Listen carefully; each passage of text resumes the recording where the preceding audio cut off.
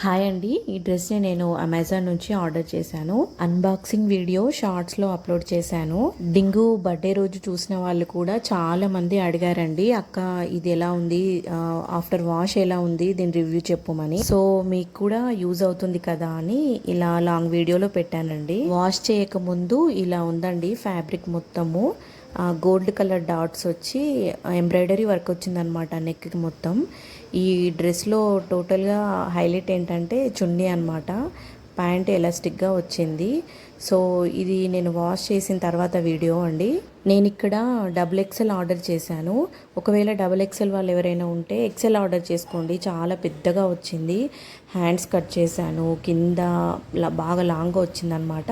కింద కూడా కట్ చేసి ఇలా స్టిచ్ చేయించుకున్నాను. డ్రెస్కి లైనింగ్ ఏం రాలేదండి, అయినా ఫ్యాబ్రిక్ చాలా మందంగా ఉంది.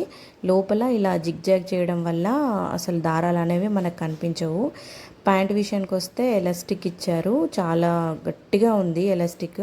అండ్ వన్ సైడ్ పాకెట్ వస్తుంది మనకు. ఎలాస్టిక్ పోతే కనుక ఇలా థ్రెడ్స్ పెట్టుకోవడానికి కూడా ఇచ్చారనమాట. ప్యాంట్ కూడా కింద కట్ చేపించాను.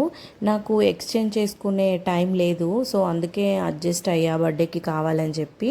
మీరు మాత్రం XXL అయితే XL అయితే ఎల్ అలా ప్రిఫర్ చేయండి. చున్నీ చూడండి ఎంత సాఫ్ట్గా ఎంత బాగుందో.